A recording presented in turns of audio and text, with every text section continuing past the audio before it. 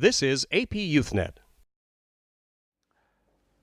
Welcome to the APYouthNet talk show, where we look at key issues regarding youth employment in Asia and the Pacific. From the International Labour Organization, I'm Matthew Koniak. During the World Economic Forum in Davos in January this year, Hilton Worldwide CEO Kristen Seta reiterated a global commitment that aims to impact at least 1 million young people by the year 2019, and therefore closing the youth unemployment gap. Our guest today is Brendan Toomey, Vice President of Hilton Worldwide, who is responsible for human resources leadership in Asia and the Pacific, and who joins us from his office in Singapore. Brendan, thank you very much for joining us on the show today. Thanks for inviting me, Matthew. Brendan, why don't we start with this? Can you tell us about this initiative, this commitment announced by your CEO to come and impact 1 million young people by 2019? Yes, I mean, this is a fabulous initiative and one that we think probably long overdue in our industry, where we aim to impact at least 1 million young people by 2019. And this really is a focus on better preparing them to reach their full potential. It's a new initiative, which basically we hope will open doors for young people in 3 different ways. One of them is by connecting them to our sort of expansive supply chain and the world of travel and experiencing sort of new cultures.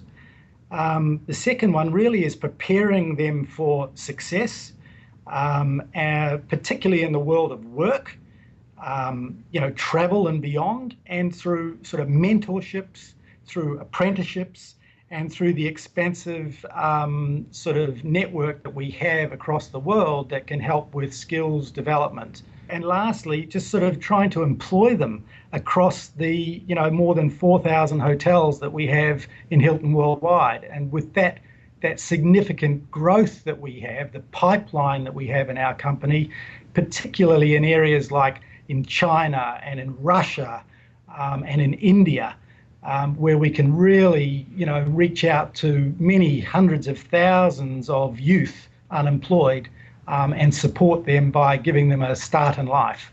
And how many of these 1 million young people do you anticipate will be hired by Hilton by 2019? Wow, that's an exceptionally good question, and I'm not actually sure I have the answer to that. But I think, if I can talk for some of our big markets like China. I mean, we'll be hiring hundreds of thousands of people. We're opening in APAC 185 hotels in the next 3 years.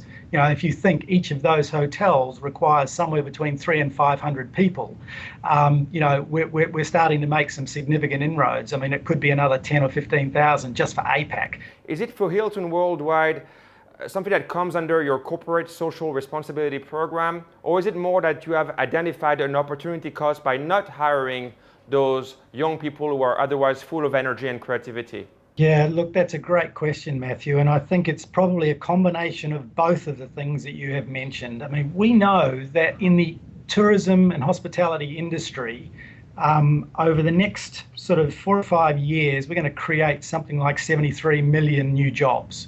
So naturally, that link to the 75 million that the unemployment, or 13% of youth unemployment, there's a natural correlation there for us to pick up on it. So we see it as a combination of both a good business practice, but equally a social responsibility that we have to reaching out to as many youth and offering opportunities to them to help them for their futures. I maybe just give you an example. When I first started in the industry, Matthew, I was unemployed. I had no experience in the industry. I had no degree, no diploma. I was 19 years of age, I went knocking on a hotel's door and was given a chance, and I started in the industry as a busboy. I was literally polishing the shoes of a waiter. I was right at the bottom of the food chain. That's where my passion for this comes, because somebody gave me an opportunity, and I think we in turn should be doing the same for those youth today. Brendan, in May there is a Career at Month event throughout the world that directly relates to the hospitality industry. Can you tell us a little bit about this very important event that you will be part of? Yes, this, Matthew, is very much a Hilton Worldwide initiative where across the globe in the month of May, we are celebrating what's called the Careers at Hilton Live, where essentially it's a youth in hospitality month, where we want to profile the careers available within the hospitality industry to target exactly this youth group of unemployed individuals, where we know we have jobs available, across multiple markets. So it will be done in lots of different ways. It will be in each of our hotels across the world, in every, country that we operate, which of course is about 94 countries across the world. There'll be different activities happening at different times, but we will be reaching out to youth and inviting them to come and join us and listen to, various individuals that have, experience and knowledge of the industry, and provide them with some interesting insights as to what a career might look like in our business, and to invite them, if they are interested, in maybe applying for roles with us in our properties across the world. When we look at this region, Asia and the Pacific, I think one of the key challenges that has been identified is clearly the difficulty of finding a skilled workforce, the fact that there are very different skill levels. So those young people, those would be part of your program. Do they need to have a minimum standard qualification or education, or are you going to reach out as well to those who live and work or are involved in the informal sector in rural areas and so on? Yes, another good question, Matthew. I mean, I can give a great example. We've just opened up a beautiful new luxury hotel in Beijing. That hotel has team members from, provinces from all around Beijing. And, of course, that brings all sorts of interesting social dilemmas.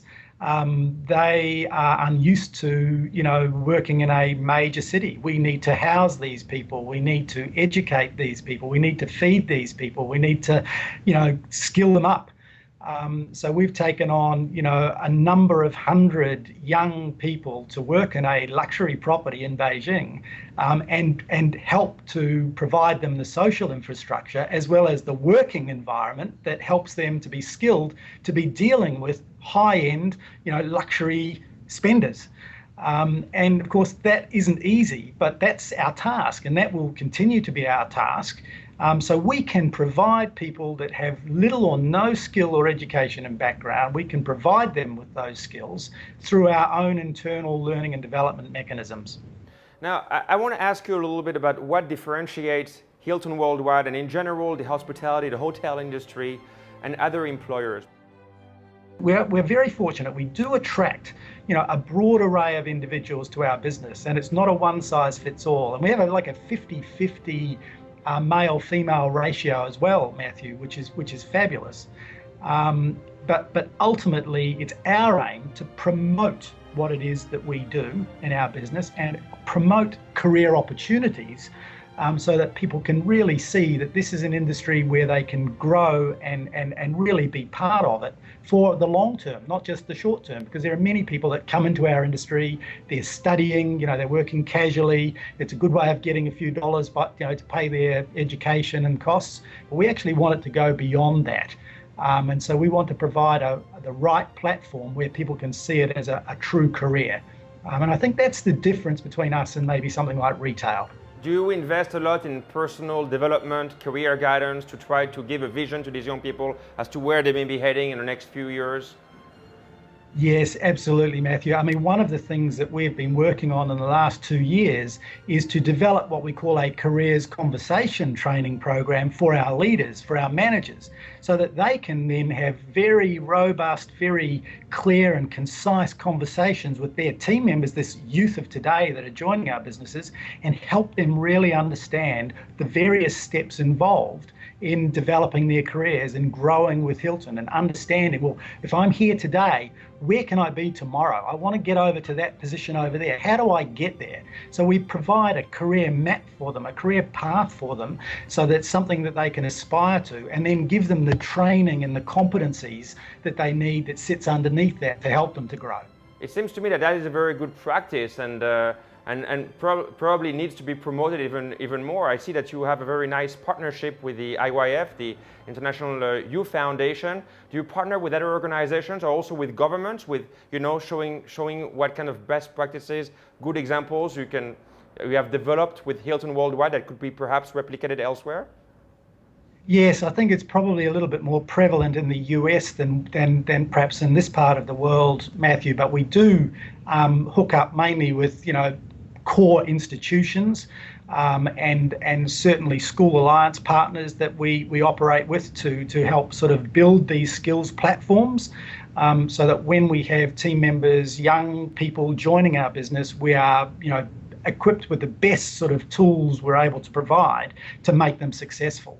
And that's the key partnership. Brendan, it's been a pleasure. I thank you very much for having accepted this interview, and I hope to be discussing with you again soon. Thank you again for joining us, and until next time, please log on the APYouthNet on apyouthnet.ilo.org. From Bangkok, I'm Matthew Koniak. Thank you and goodbye. This has been an AP YouthNet production.